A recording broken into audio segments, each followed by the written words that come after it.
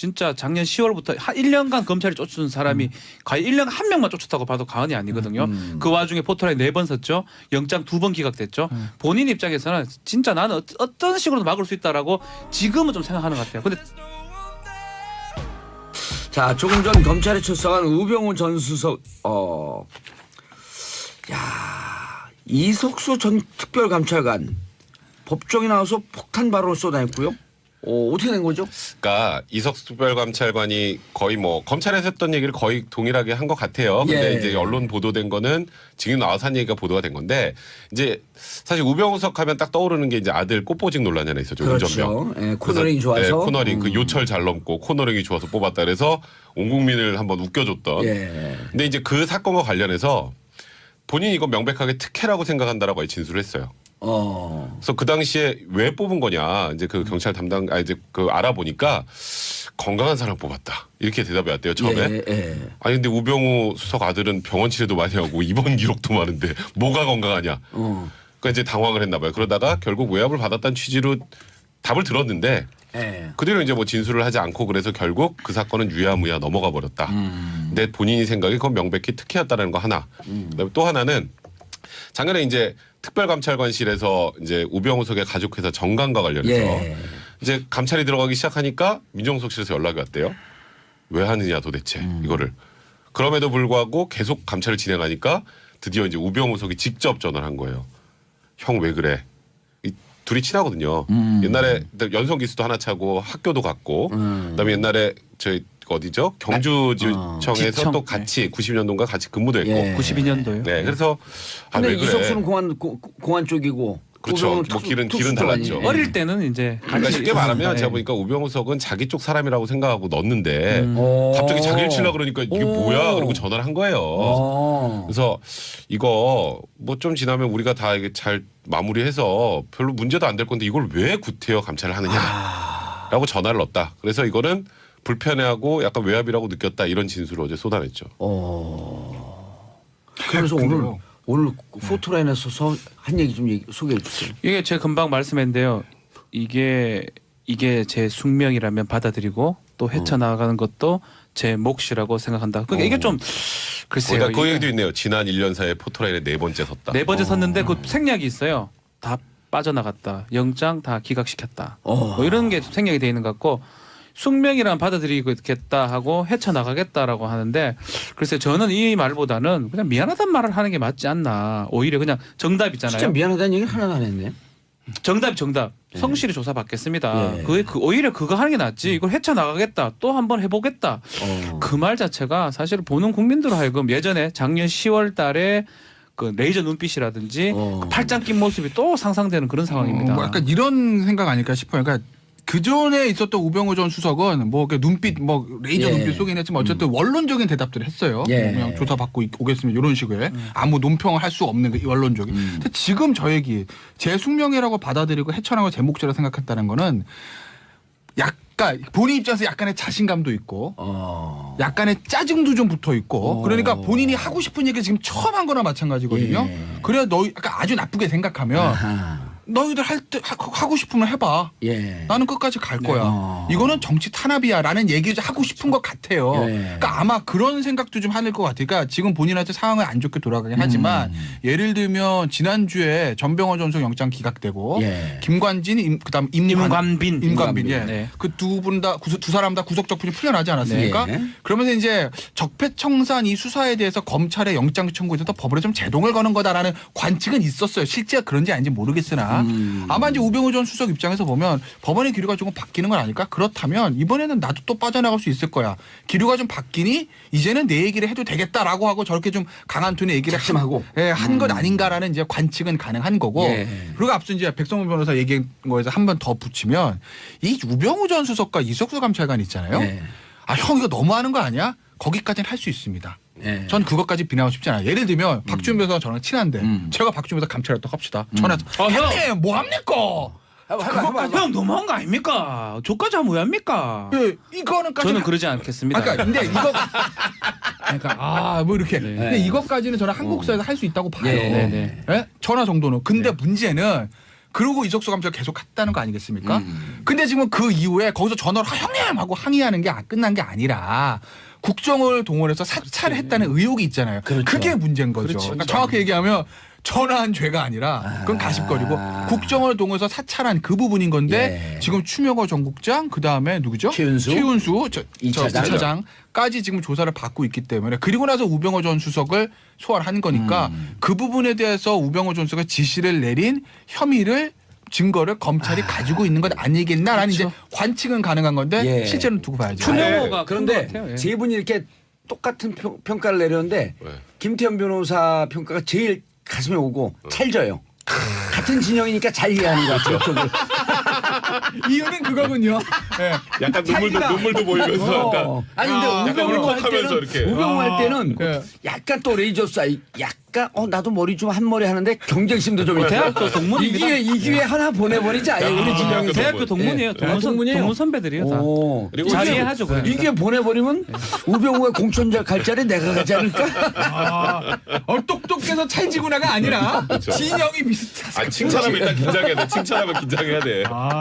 그리고 이번에 지금 우병우석이 오늘 뭐 저렇게 비장한 각오를 내비치면서 들어갔지만 일단 오늘 이제 얘기가 나오는 건 최윤수 2차장이 검찰에서 좀 많은 걸 또 얘기를 했더라고요. 최윤수 2차장이 뭐라 그랬냐면 이제 계속 문제가 됐던 게 이제 추명호 국장이 이제 국정원장 거치지 않고 우병우석에 직보하고 그 이제 뭐 사실 국정을 통해서 이제 사찰한 거나 마찬가지인 상황이었지 예. 않습니까? 근데 최윤수 2차장이 나 직보하는 거 알았어요. 이렇게 얘기했어요. 오. 네, 추명호 국장이 우병우석에게 직보하는 거 알고 있었습니다. 그 얘기를 했어요? 네, 그 얘기했어요. 알고 있었는데 그냥 알기만 했지 관여는 안 했습니다. 본인은. 나는 무죄다.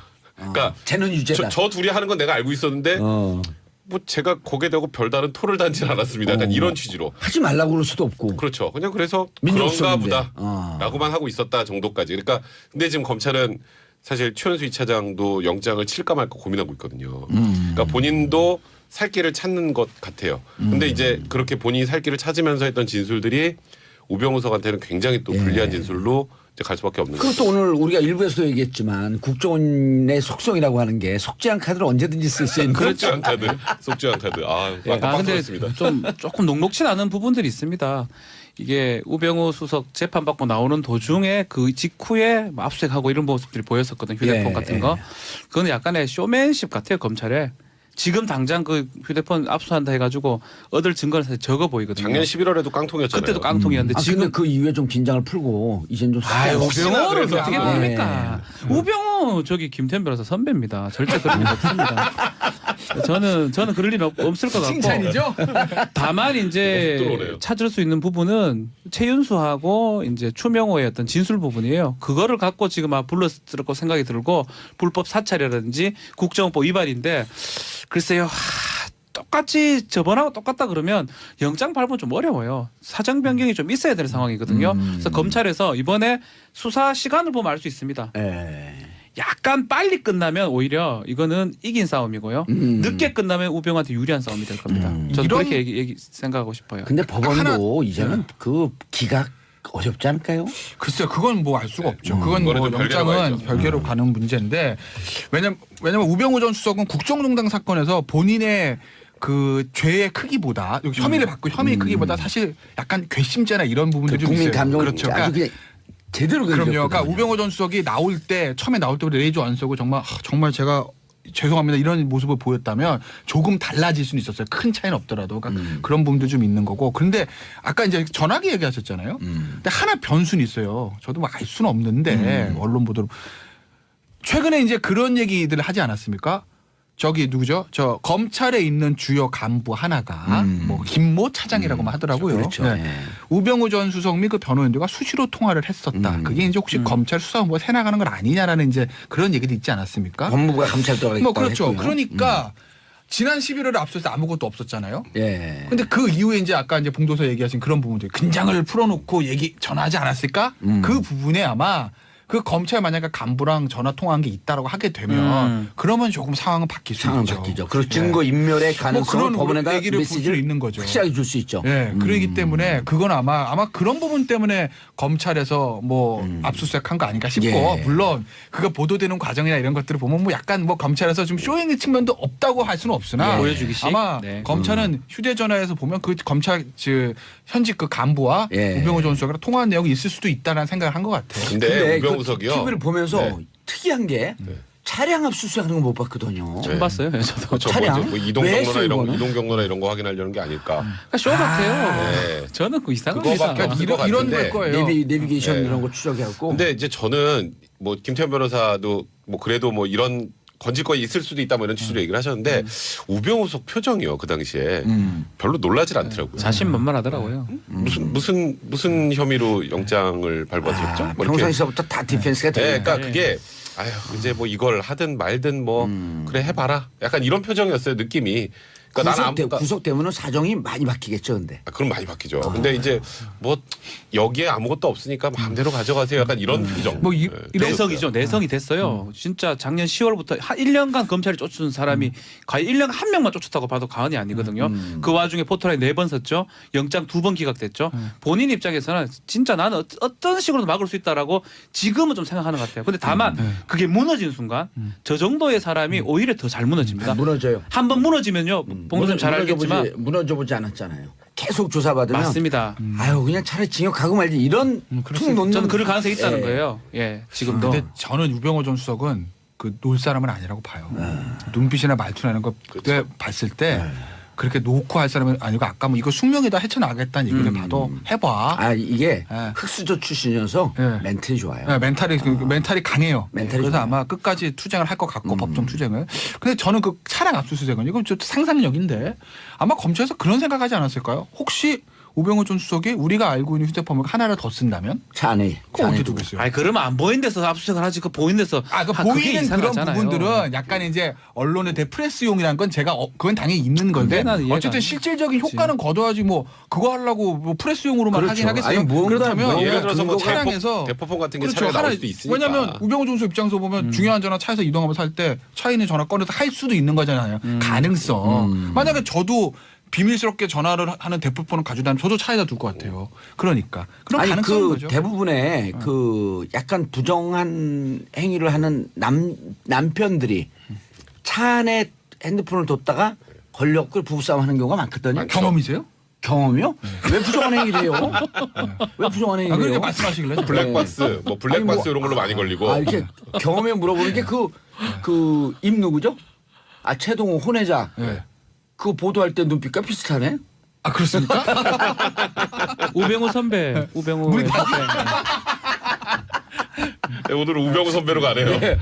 우병우 같은 학교요? 그렇죠. 같잖아요. 거기다 아, 이석수, 법대도? 우병우 뭐 다. 네, 예. 법대고. 법대고. 예. 직속 후배. 직속 후배죠. 아. 윤석열 검사장. 좋은 사람 말고 나쁜 사람 이러고 있잖아요. 김기춘 실장. 진경준. 그렇죠. 네. 다 맞아요. 네. 자 그래서 이번에 영장 발부 가능성 어떻게 보세요?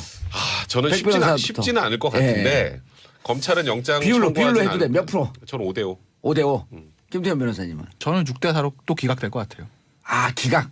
전 6대4로 발부요. 요번에 영장 요번에 저기 영장 지금 쓰는 게 9대를 써요. 9대1요.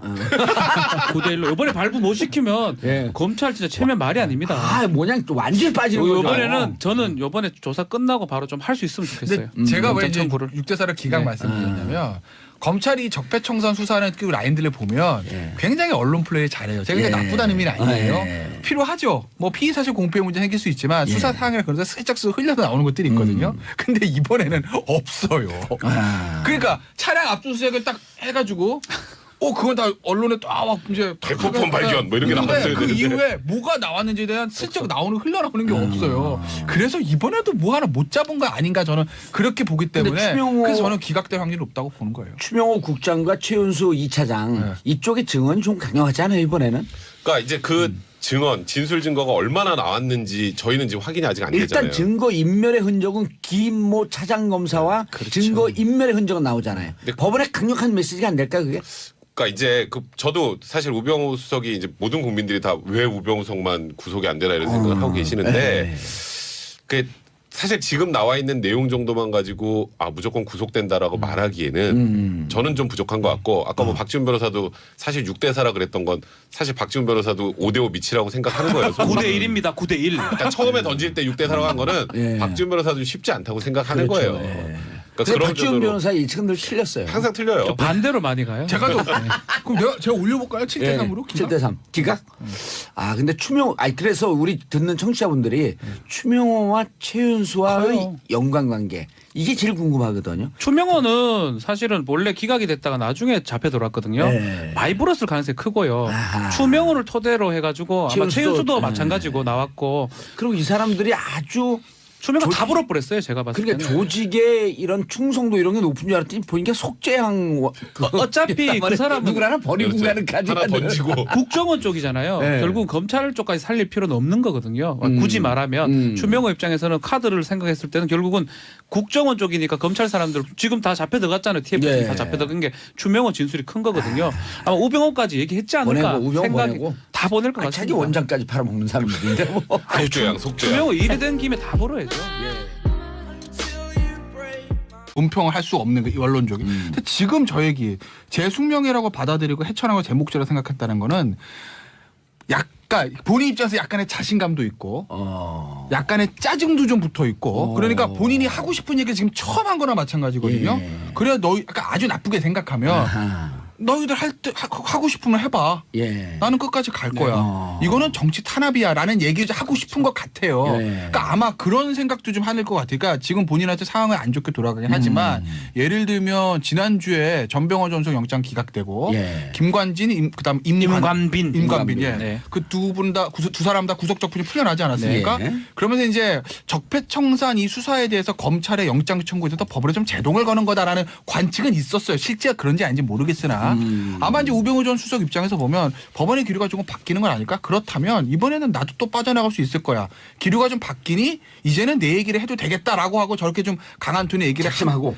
한 것 아닌가라는 이제 관측은 가능한 거고. 예. 그리고 앞서 이제 백성문 변호사 얘기한 거에서 한 번 더 붙이면 이 그래서 이거는 불편해하고 약간 외압이라고 느꼈다 이런 진술을 어제 쏟아냈죠.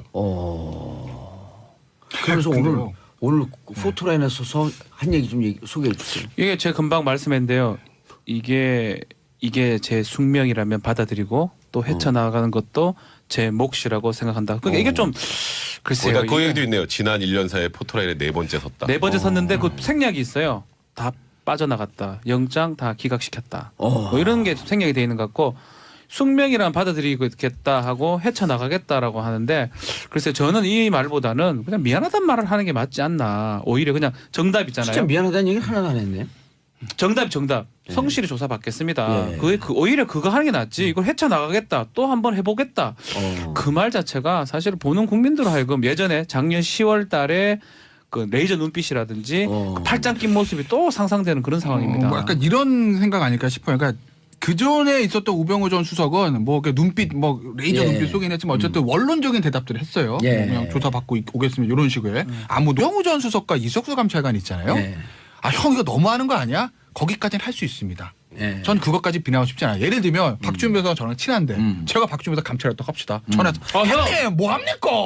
해봐. 형 너무한 거 아닙니까? 저까지 하면 왜 합니까? 예, 이거는까지 저는 그러지 않겠습니다. 그러니까 근데 이거 그러니까 뭐 이렇게 근데 이것까지는 저는 한국사에서 할 수 있다고 봐요. 네. 예? 전화 정도는. 근데 문제는 그러고 이석수 감찰 계속 했다는 거 아니겠습니까?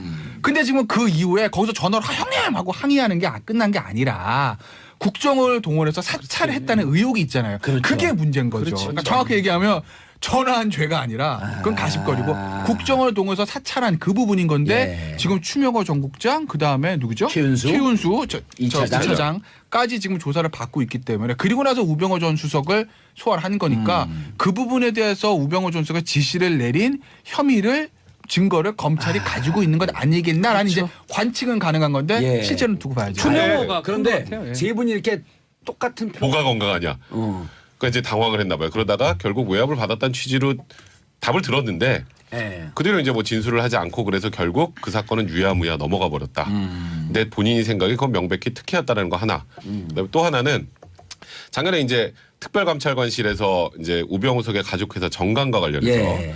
이제 감찰이 들어가기 시작하니까 민정수석실에서 연락이 왔대요. 왜 하느냐 도대체 이거를. 그럼에도 불구하고 계속 감찰을 진행하니까 드디어 이제 우병우석이 직접 전화를 한 거예요. 형 왜 그래? 이 둘이 친하거든요.